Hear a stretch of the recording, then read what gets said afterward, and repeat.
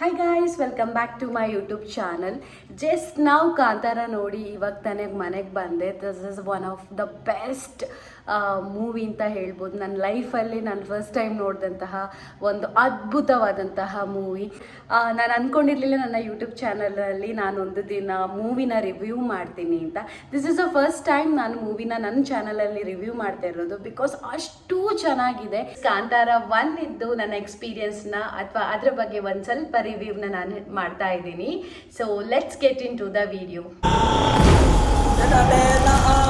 ಇದೇ ನಮ್ಮ ಮೂಲ ಮಗ. ಮೂವಿ ಸ್ಟಾರ್ಟ್ ಮಾಡೋಕ್ಕಿಂತ ಮುಂಚೆ, ರಿವ್ಯೂ ಸ್ಟಾರ್ಟ್ ಮಾಡೋಕ್ಕಿಂತ ಮುಂಚೆ ನನಗೆ ಈಗಲೂ ಅನಿಸ್ತಾ ಇಲ್ಲ ನಾನು ಮನೇಲಿ ಇದ್ದೀನಿ ಅಂತ. ಬಿಕಾಸ್ ನನಗೆ ಅಷ್ಟು ಚೆನ್ನಾಗಿರುವಂತಹ ಒಂದು ಮೂವಿನ ಲೈಫಲ್ಲಿ ಫಸ್ಟ್ ಟೈಮ್ ನೋಡಿದಂತಹ ಒಂದು ಫೀಲ್ ನನಗೆ ಈಗಲೂ ಅನಿಸ್ತಾ ಇದೆ ನಾನೀಗ ಕಾಂತಾರ ಒಂದು ಕಾಡಲ್ಲಿ ಇದ್ದೀನಿ ಅಂತ. ಅಷ್ಟು ಚೆನ್ನಾಗಿದೆ. ಸೊ ಇವಾಗ ಮೂವಿ ಬಗ್ಗೆ ಮಾತಾಡಬೇಕು ಅಂತ ಹೇಳಿದ್ರೆ ನಾನು ರಿವೀಲ್ ಮಾಡೋದಿಲ್ಲ, ಸೀಕ್ರೆಟ್ ಅಲ್ಲಲ್ಲಿ ಟ್ವಿಸ್ಟ್ಗಳನ್ನೆಲ್ಲ ರಿವೀಲ್ ಮಾಡೋದಿಲ್ಲ. ಬಿಕಾಸ್ ನೀವು ಅದನ್ನು ನೀವಾಗೆ ಎಕ್ಸ್ಪೀರಿಯನ್ಸ್ ಮಾಡಬೇಕು. ಬಟ್ ಏನು ಮೇನ್ ನನಗೆ ಇಷ್ಟ ಆಯಿತು, ನಾನು ಅದನ್ನು ಮಾತ್ರ ನಿಮ್ಮ ಹತ್ರ ಶೇರ್ ಮಾಡ್ಕೊಳ್ತಾ ಇದ್ದೀನಿ. ಸೊ ಇವಾಗ ಫಸ್ಟ್ ಮೂವಿ ಸ್ಟಾರ್ಟ್ ಆಗೋದೇ ನಮ್ಮ ಒಂದು ಕಾಂತಾರ ಫಸ್ಟ್ ಏನಿದೆ ಅದರಿಂದ ಸ್ಟಾರ್ಟ್ ಆಗ್ತದೆ. ಅಂದರೆ ಎಲ್ಲಿ ಅವರ ದೈವ ಎಲ್ಲಿ ಮಾಯ ಆಗ್ತದಲ್ಲ ಅಲ್ಲಿಂದ ಈ ಮೂವಿನ ಒಂದು ಕಂಟಿನ್ಯೂ ಮಾಡ್ಕೊಂಡು ಹೋಗಿದ್ದಾರೆ. ದಟ್ ವಾಸ್ ಪ್ಲಸ್, ಬಿಕಾಸ್ ನಮಗೊಂದು ಆ ಕಾಂತಾರ ಮೂವಿದ್ದು ಒಂದು ಟಚ್ ಸಿಗ್ತದೆ. ಅದರಿಂದಾಗಿ ನಾವು ನೋಡ್ಕೊಂಡು ಹೋಗ್ಬೋದು. ಯಾವಾಗ ಮನುಷ್ಯ ಅಧರ್ಮದ ಕಡೆ ಹೋಗ್ತಾನೆ ಆವಾಗ ಧರ್ಮ ಕಾಪಾಡಲಿಕ್ಕೆ ಶಿವ ಗಣಗಳನ್ನು ಕರೆಸ್ತಾನಂತೆ. ಸೊ ಹಾಗೆ ಈ ಮೂವಿ ಕೂಡ ಗಣಗಳಿಂದ ಸ್ಟಾರ್ಟ್ ಆಗ್ತದೆ. ಎಪಿಕ್ ಆಗಿ ಎಷ್ಟು ಚೆನ್ನಾಗಿ VFX ಯೂಸ್ ಮಾಡಿದ್ದಾರೆ ಅಂತ ಹೇಳಿದ್ರೆ, ನ್ಯಾಚುರಲ್ ಆಗಿರುವಂತಹ ಒಂದು VFX ಯೂಸ್ ಮಾಡಿಕೊಂಡು ಗಣಗಳನ್ನು ಇಂಟ್ರೊಡ್ಯೂಸ್ ಮಾಡಿದ್ದಾರೆ. ಯಾಕಾಗಿ ಈ ಗಣಗಳು ಬಂತು ಅಂತ ಅದೆರಡು ತುಂಬ ಚೆನ್ನಾಗಿದೆ. ಆ್ಯಂಡ್ ಮತ್ತು ರಿಷಬ್ ಅವ್ರ ಆ್ಯಕ್ಟಿಂಗ್ ಬಗ್ಗೆ ಹೇಳಬೇಕು ಅಂತ ಹೇಳಿದರೆ ಎಂತ ಹೇಳೋದು, ನನಗೆ ಐ ವಾಸ್ ನಾಟ್ ಪರ್ಸ್ನಲಿ ನನ್ನ ಫೇವ್ರೇಟ್ ಏನಲ್ಲ ರಿಷಬ್ ಶೆಟ್ಟಿ. ನನಗೆ ಅಷ್ಟೇನು ಇಷ್ಟನೂ ಆಗ್ತಾ ಇರಲಿಲ್ಲ. ಬಟ್ ಈ ಮೂವಿ ನೋಡಿದ ಮೇಲೆ ನನಗೆ ಸಿಕ್ಕಾಪಟ್ಟೆ ಇಷ್ಟ ಆಯಿತು. ಆ್ಯಂಡ್ ಒಂದೊಂದು ಸತಿ ನನಗೆ ಅವ್ರ ಆ್ಯಕ್ಟಿಂಗ್, ಒಂದೊಂದು ಸೀನಲ್ಲಿ ನನಗೆ ಅವ್ರ ಆ್ಯಕ್ಟಿಂಗ್ ನೋಡ್ಬೇಕಂತ ಅನಿಸಾಯಿತು. ಅವ್ರು ಆ್ಯಕ್ಟ್ ಮಾಡ್ತಾ ಇಲ್ಲ, ಅವರ ಮೇಲೆಗೆ ಒಂದು ದೈವ ಬಂದು ಅವರನ್ನು ಆ್ಯಕ್ಟ್ ಮಾಡಿಸ್ತಾ ಇದೆ ಅಂತ ಅನಿಸ್ತಾ ಇತ್ತು. ಅಷ್ಟು ಚೆನ್ನಾಗಿದೆ. ಈಗ ಕಾಂತಾರ ನೋಡಬೇಕಾದ್ರೆ ಕಾಂತಾರ ವೈರಲ್ ಆಗಿದ್ದು ಅಥವಾ ಫೇಮಸ್ ಆಗಿದ್ದು ಕ್ಲೈಮ್ಯಾಕ್ಸ್ ಸೀನ್, ಆ ಗುಳಿಗಂದು ಏನು ಅವರ ಮೈ ಮೇಲೆ ಬರ್ತದೆ ಅಲ್ಲಿರುವಂತಹ ಒಂದು ಗುಳಿಗನ ಫೈಟ್ ಏನಿದೆ ಅದು ವೈರಲ್ ಆಗಿದ್ದು.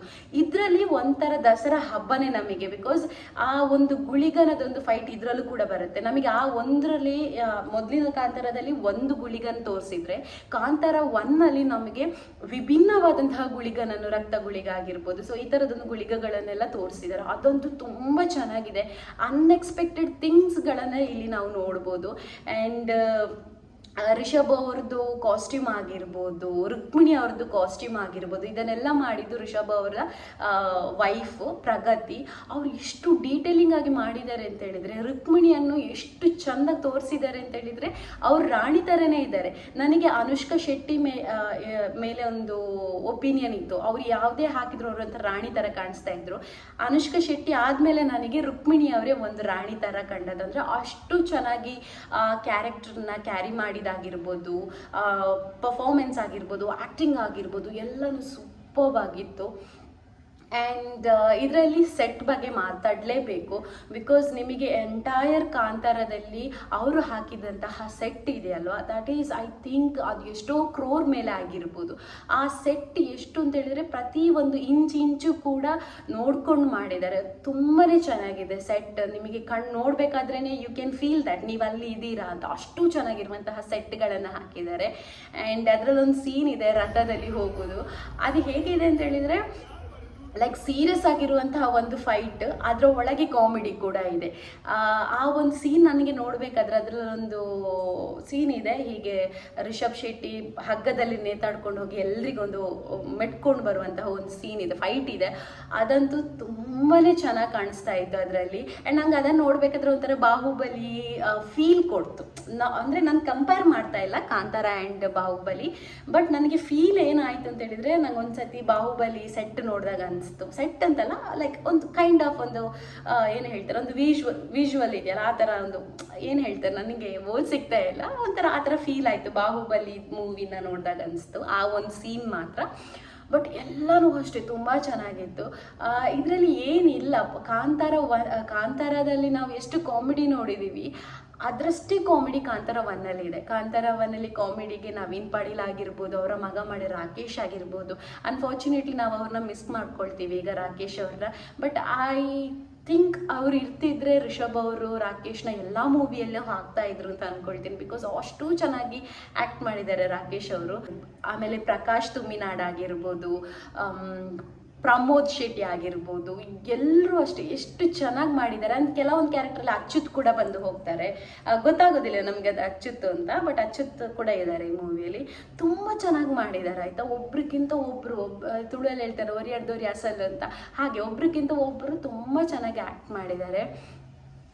ಆಮೇಲೆ ಇನ್ನೂ ರಿವ್ಯೂ ಹೇಳಬೇಕು ಅಂತ ಹೇಳಿದರೆ ಬಿ ಜಿ ಎಮ್ ಇಲ್ಲ ಅಂತ ಹೇಳಿದರೆ ಕಾಂತಾರ ಇಲ್ಲ. ಕಾಂತಾರಕ್ಕೆ ಬೀಜಂ ಬೇಕೇ ಬೇಕು. ಸೊ ಅದು ಹೇಗಿದೆ ಅಂತ ಹೇಳಿದ್ರೆ ಟ್ವಿನ್ಸ್ ಥರ, ಇವ್ರನ್ನ ಬಿಟ್ಟು ಅವರಿಲ್ಲ, ಅವ್ರನ್ನ ಬಿಟ್ಟು ಇವರಿಲ್ಲ. ಬಿ ಜಿ ಎಮ್ ಅಂತೂ ವಂಡರ್ಫುಲ್. ನಿಮ್ಮನ್ನು ಥಿಯೇಟರಲ್ಲಿ ಕೂರಿಸೋದೇ ಬಿ ಜಿ ಎಮ್. ಇವಾಗ ಫಾರ್ ಎಕ್ಸಾಂಪಲ್ 3 ಗಂಟೆ ಮೂವಿ ಅಂತ ಹೇಳಿದರೆ ಯಾರಿಗೂ ಕೂರೋದಕ್ಕಾಗೋದಿಲ್ಲ. ಅಟ್ಲೀಸ್ಟ್ ಒಂದು ಬೆನ್ನು ನೋವಾದರೂ ಬರ್ತದೆ. ಬಟ್ ಆ ಬೆನ್ನು ನೋವನ್ನು ಹ್ಯಾಪಿನೆಸ್ಸಿಗೆ ಕನ್ವರ್ಟ್ ಮಾಡೋದೇ ಬಿ ಜಿ ಎಮ್ ಅಂತೂ ತುಂಬಾ ಚೆನ್ನಾಗಿದೆ. ಕೆಲವೊಂದು ಕಾಂತಾರದಲ್ಲಿರುವಂತಹ ಬಿ ಜಿ ಎಮ್ ಈ ಕಾಂತಾರ ಒನ್ನಲ್ಲಿ ಇದೆ. ಬಟ್ ಅದು ಸೀನಿಗೆ ಕೂರುವಂತಹ ಒಂದು ಬಿ ಜಿ ಎಮ್ ಇದೆಯಲ್ಲ, ದಟ್ ಈಸ್ ಎಪಿಕ್ ಆಗಿದೆ. ತುಂಬ ಚೆನ್ನಾಗಿದೆ ಬಿ ಜಿ ಎಮ್ ಇಲ್ಲದಿದ್ದರೆ ಕಾಂತಾರ ಇಲ್ಲ, ಅಷ್ಟು ಚೆನ್ನಾಗಾಗಿದೆ. ಆ್ಯಂಡ್ ಈ VFX ಹೇಳಬೇಕು ಅಂತ ಹೇಳಿದರೆ ಅದು ಕೂಡ ಅಷ್ಟೇ ತುಂಬ ಚೆನ್ನಾಗಿ ನೀಟಾಗಿ ಮಾಡಿದ್ದಾರೆ. VFX ಅಲ್ಲಿ ಯೂಸ್ ಮಾಡಿರುವಂತಹ ಎಲ್ಲ ವಿಜುವಲ್ಸ್ ಕೂಡ ಅಷ್ಟೇ ಸಿಕ್ಕಾಪಟ್ಟೆ ಚೆನ್ನಾಗಾಗಿದೆ. ಒಂದು ವಿಜುವಲ್ ಅಂತ ಹೇಳಿದರೆ ಲೈಕ್ ಬೆಂಕಿಯಲ್ಲಿ ದೈವ ನೋಡುವಂಥದ್ದು, ಅದನ್ನು ನೋಡಬೇಕಾದ್ರೆ ಆ ಸೀನ್ ಇದೆಯಲ್ವಾ, ಲೈಕ್ ಇವಾಗ ನೀವು ಅದನ್ನು ಟ್ರೇಲರಲ್ಲಿ ನೋಡಿರ್ಬೋದು, ಒಂದು ಬೆಂಕಿಯಲ್ಲಿ ದೈವನ ತೋರಿಸ್ತಾರೆ. ಬಟ್ ಆ್ಯಕ್ಚುಲ್ ಆಗಿ ಅದರ ಹಿಂದಿರುವಂತಹ ಸೀನನ್ನು ನೋಡಬೇಕಾದ್ರೆ ಅಂತೂ ನಿಮಗೆ ಕಣ್ಣಲ್ಲೆಲ್ಲ ನೀರು ಬರುತ್ತೆ. ಅಂದರೆ ಅದು ನಿಮಗೊಂದು ಕನೆಕ್ಟ್ ಆಗುತ್ತೆ. ಆ್ಯಸ್ ಯೂಶುವಲ್ ನಾವೊಂದು ಕರಾವಳಿ ಭಾಗದವರು, ನಾವೊಂದು ಪೂಜಿಸುವಂತಹ ದೈವ, ಅದರ ಶಕ್ತಿಯನ್ನು ಯಾವುದೋ ಒಂದು ರೂಪದಲ್ಲಿ ತೋರಿಸುವಾಗ ನಮಗೆ ಆಗುವಂತಹ ಒಂದು ರೋಮಾಂಚನ ಇದೆಯಲ್ವಾ, ಅದು ಒಂಥರ ಡಿಫ್ರೆಂಟ್ ಹಿಟ್ ಆಗುತ್ತೆ ನಮಗೆ. ಸೊ ಅದರಲ್ಲಿ ಅಂದರೆ VFX ಯೂಸ್ ಮಾಡಿಕೊಂಡು ಎಷ್ಟು ಚೆನ್ನಾಗಿ ತೋರಿಸಿದ್ದಾರೆ ಅಂತ ಹೇಳಿದರೆ ನೆಕ್ಸ್ಟ್ ಲೆವೆಲ್ಗೆ ಇದೆ. ಎಲ್ಲೂ ಕೂಡ ಲ್ಯಾಗ್ ಇಲ್ಲ, ಏನಿಲ್ಲ.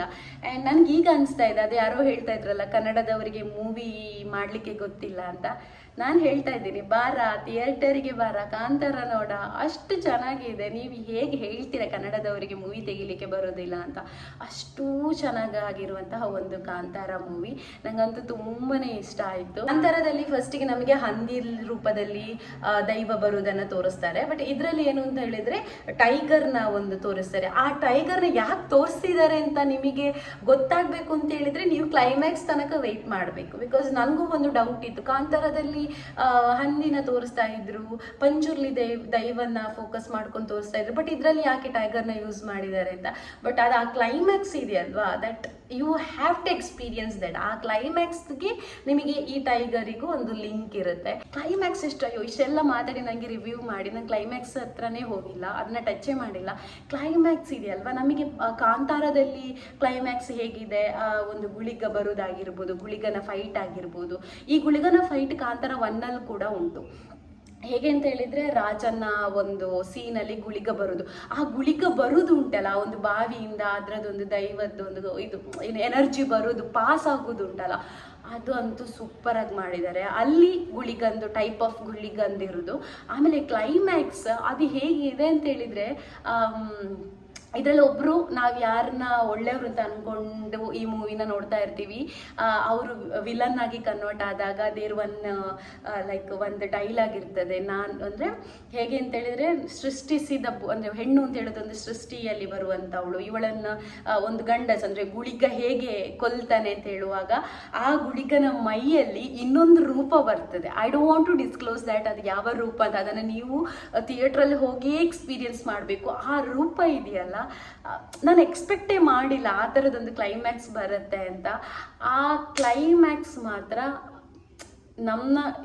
ಹೇಗೂ ನಾವು ಹೀಗೆ ಇನ್ನೇನಾಗುತ್ತೆ ಅಂತ ಇರ್ತೀವಿ.